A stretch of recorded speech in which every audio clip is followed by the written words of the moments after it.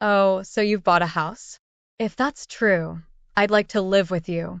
My mother-in-law suddenly said this over the phone, which caught me off guard. She must have heard about our new home from my husband. I could hear my sister-in-law laughing quietly in the background, thinking I wouldn't notice. Honestly, I have no desire to live with my mother-in-law and her family. I thought my husband felt the same way. But now that they know about our new house, are they assuming we'll all live together? The thought that my husband might be planning something with them worries me. But I have no intention of giving in to their wishes. If they're trying to control me, I'll turn the tables. After all the challenges I've faced, I'm determined to stand up for myself. My name is Lily James.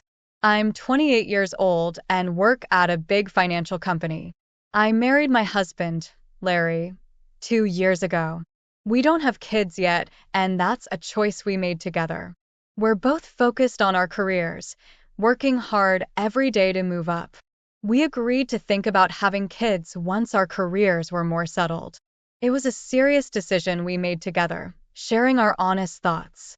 We do want to have children someday, and as we get ready for that, I remember all the struggles I've been through. One day, after successfully completing a big project at work, I was officially promoted. My salary was already good, but the promotion made our lives even more comfortable. Larry didn't get a promotion, but he did receive a nice raise because of his long service. With both of us earning more, I felt it was time to make our dream come true. So, I brought it up with Larry. Larry, I want to talk to you. Over the past year, both of us have had steady incomes. I think it might be time to think about getting our own home. What do you think? Is it time already? Larry's voice was full of excitement. I've been thinking about it too, but since I haven't been promoted yet, I was a bit hesitant to bring it up. Don't worry about that.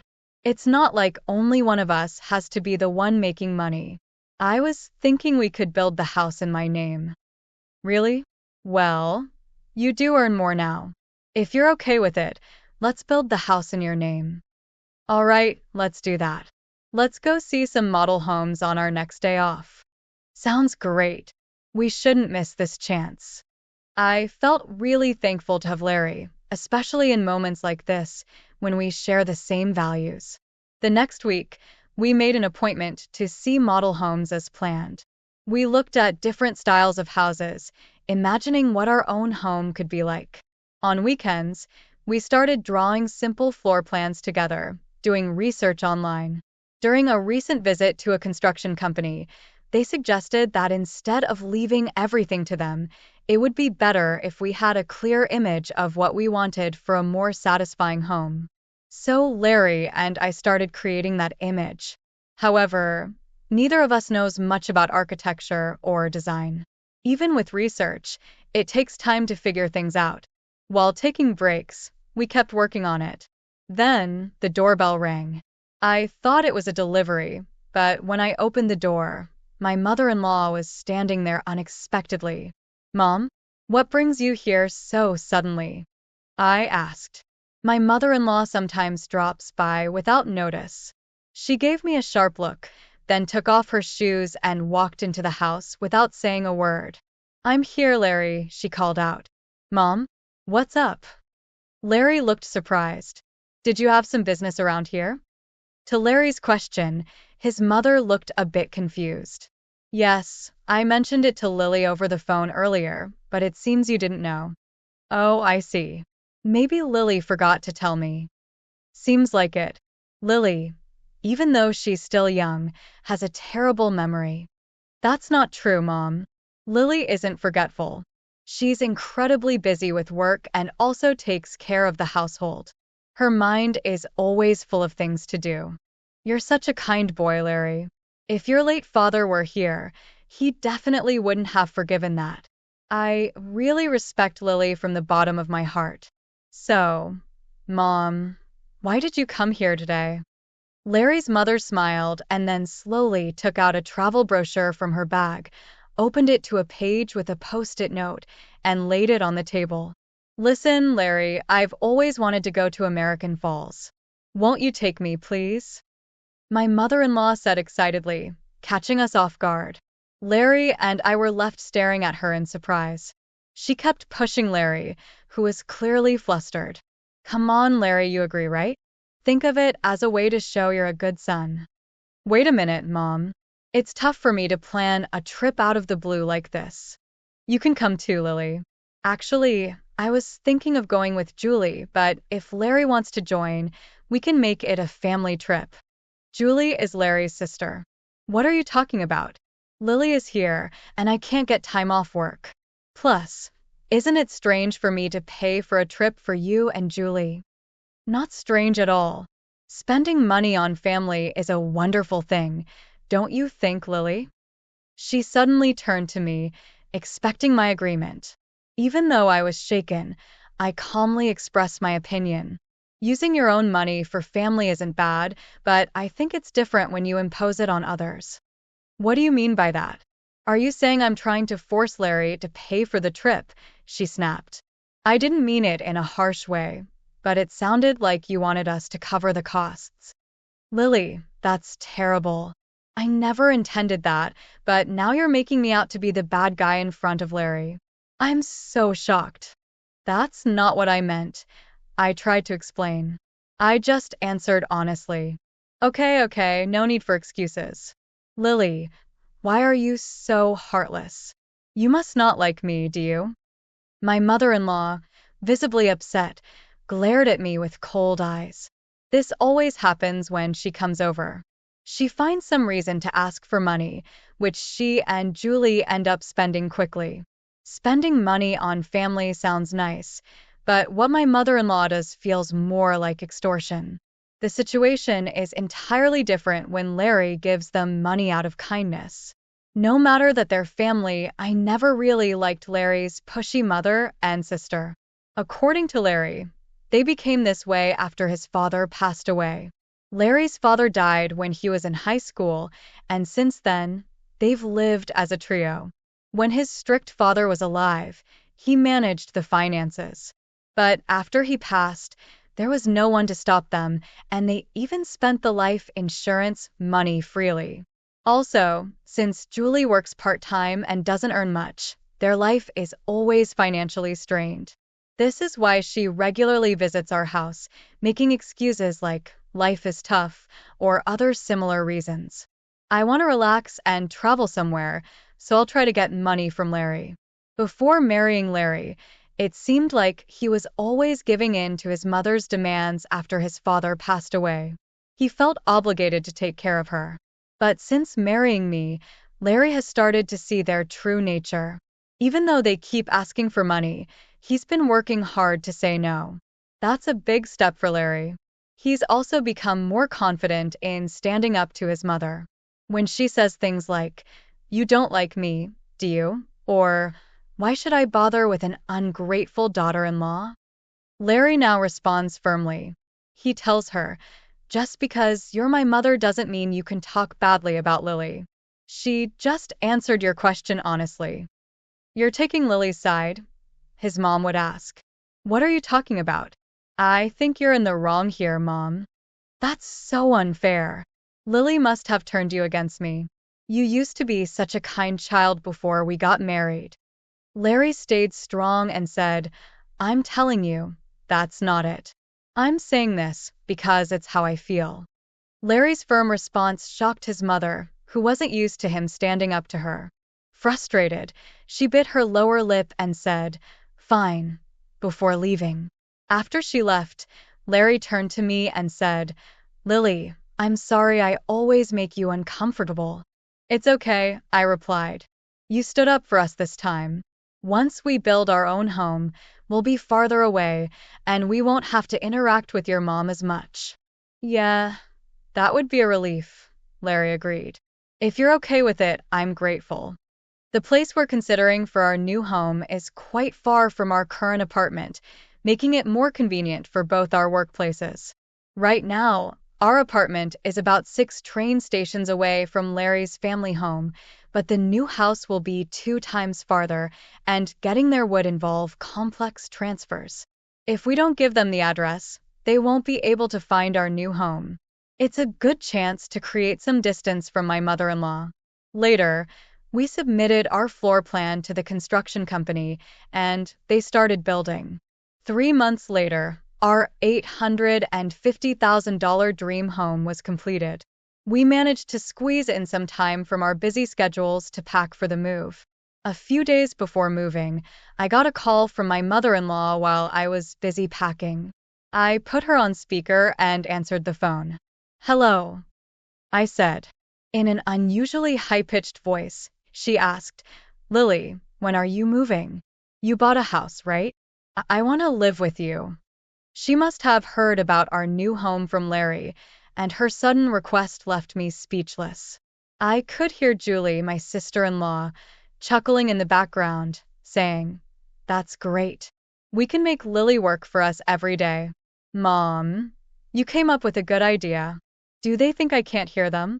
It's obvious they plan to take advantage of our move.